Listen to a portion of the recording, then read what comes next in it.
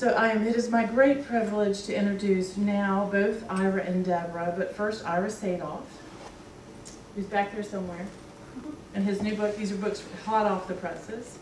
Ira Sadoff was born in Brooklyn, New York, and grew up in New York City.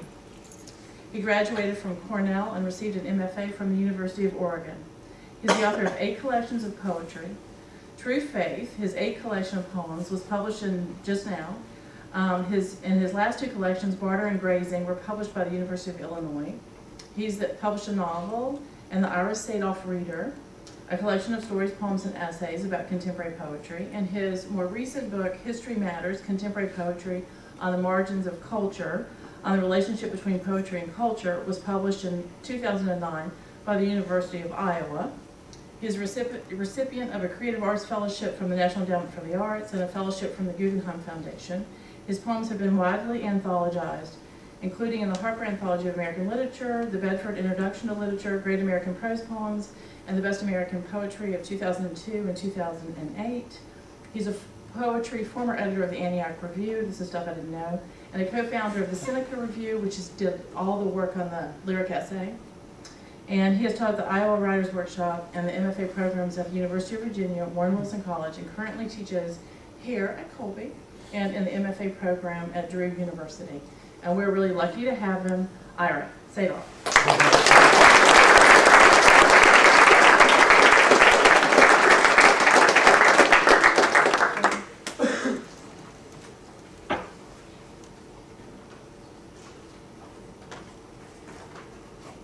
I brought tissues in case you make me cry. So be nice. Thank you, Adrian. Thank you all for coming. I want to do something cheesy immediately just to take the edge off, but I'm going to dedicate this reading to my students. You're the reason I'm still here after all these years in crusty old Maine. And it's funny to be off and missing my students and wondering how they're doing and how they're getting along. It's a good feeling. A couple of words of warning. Not the usual ones, like some of these poems are vulgar. But I'm going to talk about difficulty because lots of folks find my work difficult.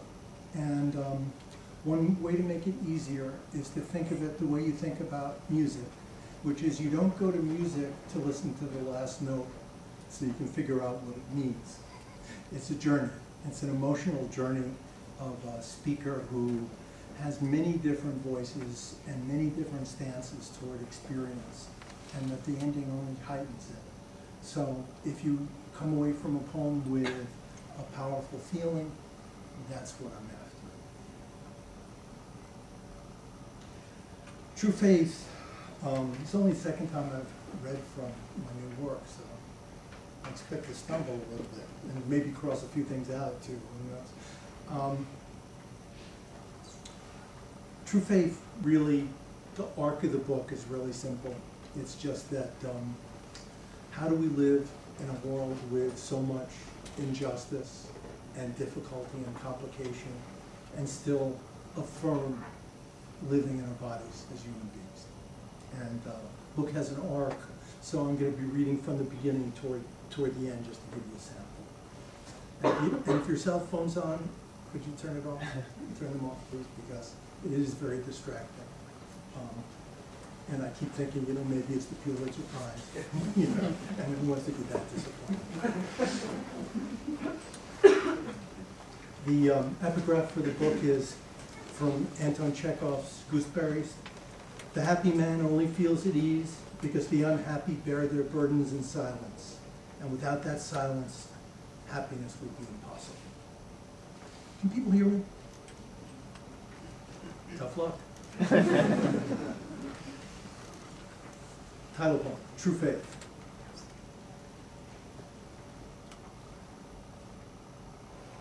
True faith belongs to the truly unstable, to those enormous sunflowers that keep crows away with their bowed heads almost touching the garden floor.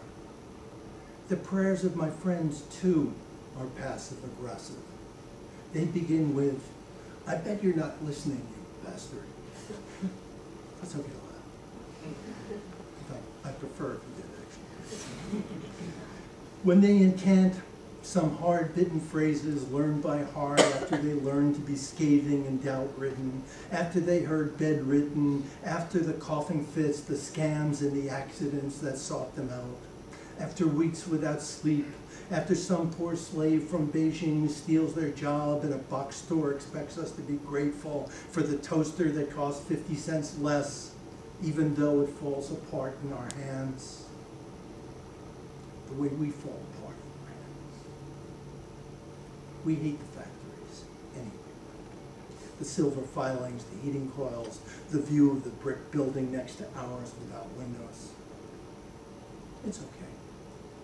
I spent my best years in the hamper, hiding from my mother and father. You could see through the wicker there, and here I write a sentence about banishment, the packed suitcase, the secret staircase. I bring the others inside with me. We hold our breath. It's one breath. It's the same breath. It's the hush that chaperones someone as he flies off the mountaintop with just his nylon and aluminum wings. It's not human.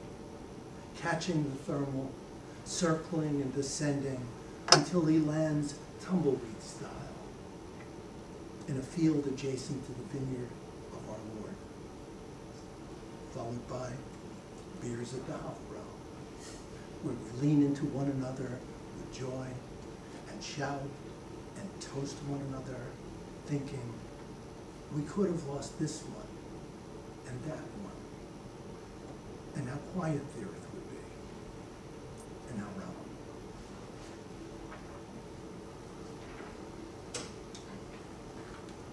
Most of my poems are about feelings, so they don't have many facts in them, so I'm happy to drag this one out for a while. This is I got my education at the Five Spot Cafe in the East Village in New York. In my junior year of high school, I escaped from the suburbs my parents had dreamed of moving to their whole lives. And on Saturday nights, went to hear Thelonious Monk and Charlie Mingus and Sonny Rollins. And that's where my education was in high school. And much more memorable than anybody except my geometry teacher, who I despise to this day. Mr. Research.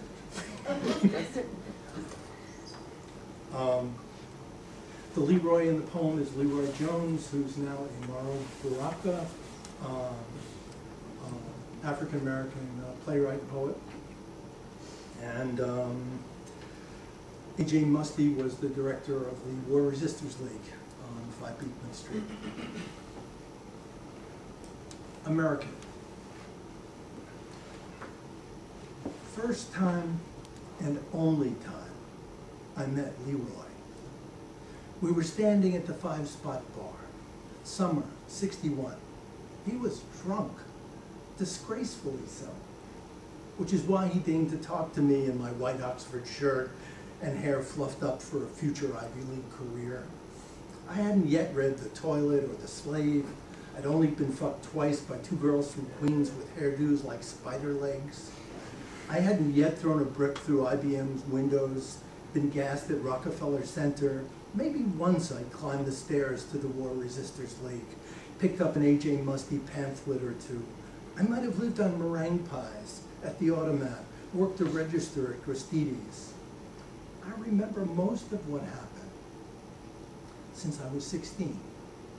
Self-assured, sensitive in the worst way. No one had even laid a hand on me yet. But then he raised his black turtleneck to show me the swollen welts on his ribs where a cop had throttled him, and I had the gall to insist, I'm not like that. I'm no racist. You just want me to like you, he shrugged. Then the second set began. The next man I met, that tanked up on rage, was Archie Shep. Every riot you could think of had burned a putrid city down. For my 30th birthday, he played 2 short cuts, breathy, mid-range, off-pitch squawks, shouted the drummer off stage, then gave us that stare, since there was no one else to look at. to look at what we become.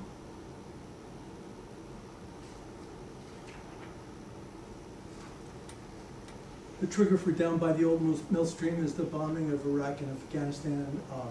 Unfortunately, this poem is not out of date.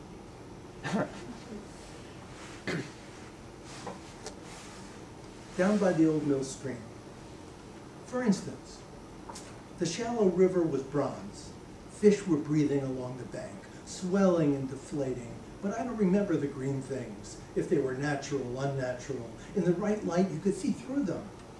The scaly creatures we came from, the way you could almost see through the statue of David. You could almost taste the phosphorescence of the ocean in that one dented, half-rusted cup someone gave me. I would only lie down with one person, and she had not yet arrived. Because that was before the plane was shaking, before bombs fell, before the apple. Well, Jesus, it took a while to figure out the flaws in that story. Let there be no more in a former life, or I've always been under the impression. Let the mothers keep their children in the shelter a few hours more, because there's nothing like water slipping through your fingers to teach you a lesson.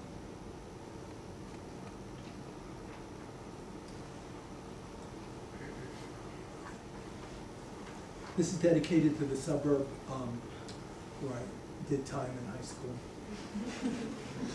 Oyster Bay, Long Island. I was in Vancouver. The beach was in Oyster Bay. It was horrifying.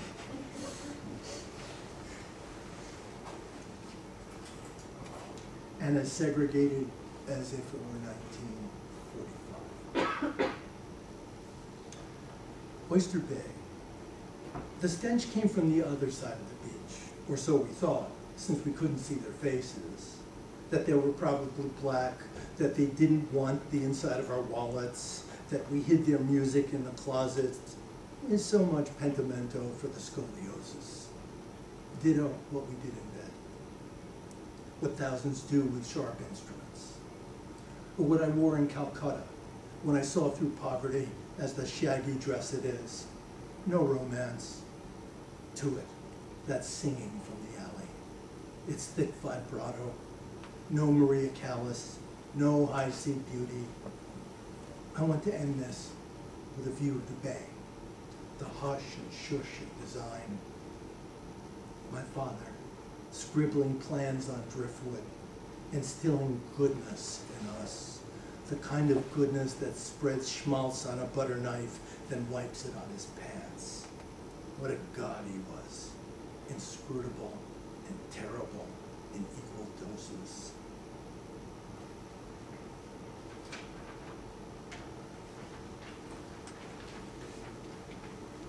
I'm missing a poem already, it's incredible. You bastards.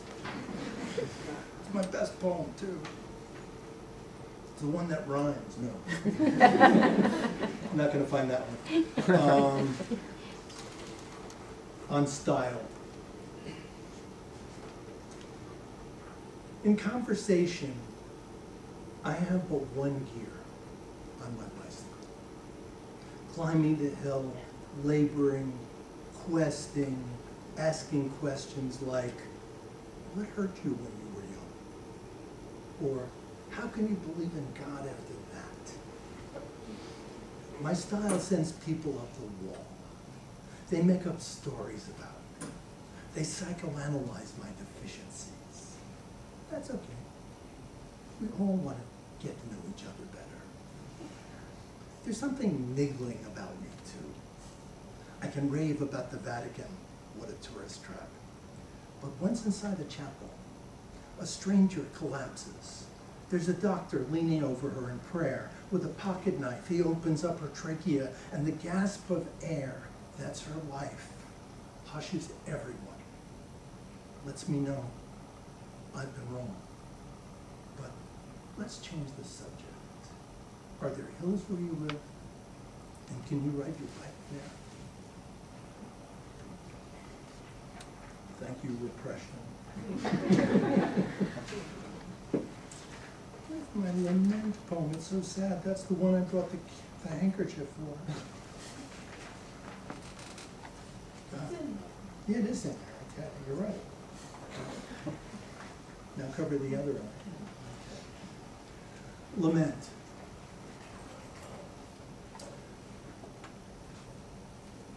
While I was gone, I lost my finches. The first lilies bloomed, the second, and the third. My town lost a lamp store and light in its windows. My camellias, how pale they seem. And the grass, how impatient, acting out with its spray of weeds. Hummingbirds, I am so sorry. I fell in love a little while ago. I sugared a few donuts in her kitchen. I liked it best when we fumbled around in the pitch, searching for each other. In the silences, there was a great sea between us. All right, it was more like a pond, but an icy little pond. My finches, how they would dip and peck, how bright they were. The finches, how I missed them.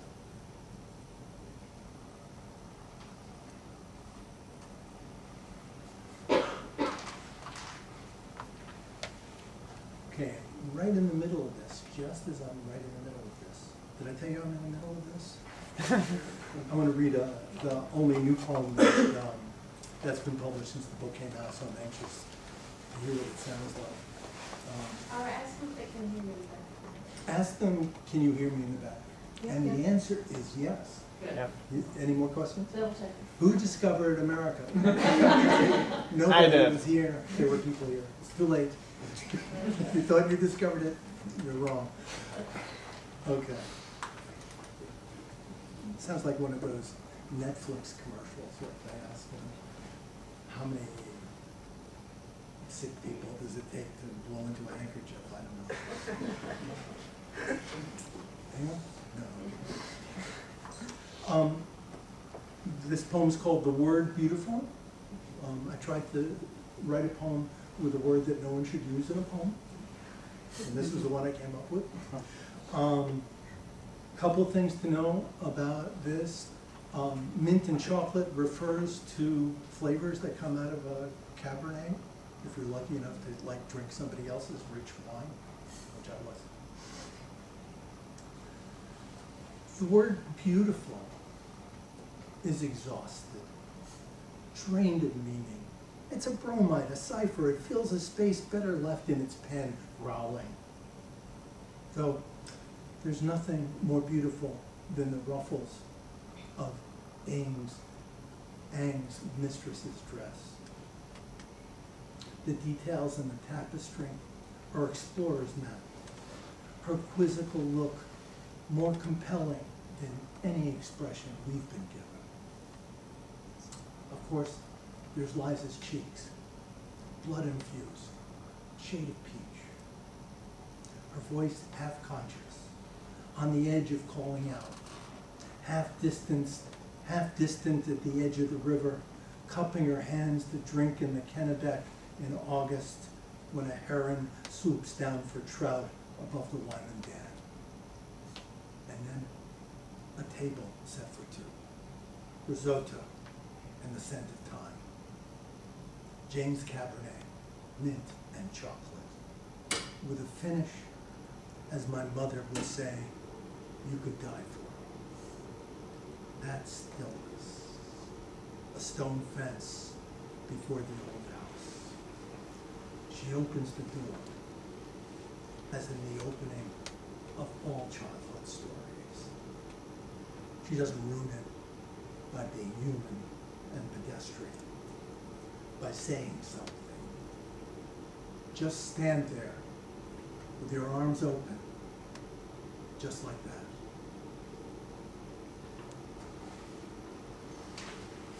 The second section of the book, it's called Maybe, and it's probably the most political poems that I've written in this batch, and they're all influenced, believe it or not, by the syntax of Emily Dickinson. So, all you people who suffered with Dickinson and Whitman, I got something out of it. Enough love. And it's called Maybe. And I'm just going to read 3 or 4 of them. They're short. Orphans. I cannot fawn, dear Lord. Oh, I see you tinker with temperatures, bringing loves for some to bury. My friends, the diasporas, shake a few fists at your favorite clouds about the storm. I won't deny parishioners' joys with faces both coming and going. I too want a bliss like theirs, blanket or beauty. A mighty fortress. A mighty fortress I'm not, dear God. I'm just a flimsy little number, hanging from Bond Street in 1908. I can't afford to live in a kingdom I call a tenement. I can't behold the works of desolation wrought by no one in particular, but daily upbraid my sisters who take in laundry. So individual they are. You might miss them in the next lightning storm. Diagnosis.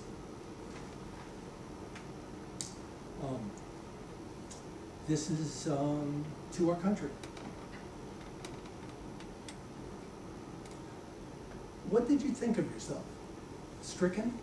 A once favored nation? A former savior? A little Satchmo? Decrepit and diseased but still breathing hard? 1971. What a wonderful world. Mount Etna erupts, Attica erupts, the end of the war bubbles up, and of empires on edge, the country dodders over its millionaires. Light my cigarette with your sawbucks, Big Daddy. Then warm yourself a little number by the hot 5 over an oil drum with 2x4s. Chamber pot. People know what a chamber pot is? My most literary illusion. Tell them. In the good old days, you didn't have to go to the bathroom at night. Believe me, you know, we should bring them back. Those old guys in particular. Home to my bladder. No, that's not. I'm not writing odes yet. Chamber pot. In the vestibule, you're obsolete as we are. We scribblers, poets and painters, pianists and toe pointers, we Solomons who worry for our sons and daughters, how no one will sing for them the way Whitman once chirped his lament in public. In his arms, soldiers and lovers, those who lived in secret in the country of our birth. And this is one of the end ones. With a nice quote from Amazon.com. The gift. I think of this pendant as an estuary. And I think of the estuary as a god everyone drifts or swims to. Because what choice do they have in the Delta but to drown in New Orleans or submit to a higher power? What would you do given such a gift? Mine's a sterling silver marcasite and garnet glass heart pendant. $70, but only $50 on Amazon.com. I'm still a boy who, as a boy, swam in that estuary. Every river came to me just for the ask. I never found a pendant there, some charm that might speak to me in the rivers. And if the river were friends, you could see why I would go there. Time is running short, so I'm going to read 2 more poems. They both take about an hour and a half. They're written in Latin, then I'm going to read the translation for us. For beauty. And these last 2 are from the last section. For beauty, I keep a ceramic swan Aunt Millie gave me when I was 3. It makes me think of muffins and cornbread and a sour jug of milk. Never am I happier than licking pistachio gelato at Perqueno, strolling to the Duomo and looking up at all those heavenly faces. My reports from the planet Earth have been dismal, serpentine, prone to nicks and cuts. I always miss the moment when time stretches out and the human flesh is cloud-like and fragrant. In one episode, I'm so close to the stage, the cellist, every gesture sings to me. Her every eye flutter suggests the otherworldly. Can I say even now, I hear violins in the background. There's theme clouds that hover over those who can't balance their books, whose lives are strewn with impassable interludes. But there's my father coming to tuck me in. I'm dreaming now, to beg forgiveness long after he's dead. My forehead's blessed. Imagination's a great gift. You can make it small, call it escapist, transcendent, fancy, and sometimes it walks away from the accident. It might haul you off to a lush little meadow, or the muddy pond where yaks dip their tongues in the gatorless water, where you can wash off the scratches and bruises. Last poem, and then I can listen to Deborah. That's easier. And of course, the last poem is called Heavens. And it's upon heaven and multiple heavens, and your grandmothers who say, oh heavens, when we would say something like, oh shit. Some of us would, I'd go to some more of you. But bring it on. Heavens. Okay. It's sunny, otherworldly, skin tight, where we're flabby and clouded over, pining away under layers of jealousy, detachment, the compost heap of the shucked and dismissed. Out of the bad deeds, screeches in the arboretum, the wrong person who circles the rotaries, the infidel who torments her clitoris, the young man who discovers he's nameless, muttering when he should be moaning, shattering the window of opportunity because, I forget where I was going with this. Perhaps the baffling cataclysmic lesions that scar us invisibly. But I suspect, deep down, we're good people, easily humbled, filled, we implore, we fill with worry. We try to sing to loved ones, shadow their wishes, color their hair as they fly into the great nothing. No more, that's it. But we can only hold the shell of them. Get on our knees and scrub away the whole heavy saga. In another world, people would know exactly how bad we are, how we seize a dance floor, how we shake and sweat profusely, how we hum a few bars through the dead spots. And since we have no idea what comes next, we set the homestead ablaze. We bargain, we finagle, we comb the hair on the corpses. They're beautiful.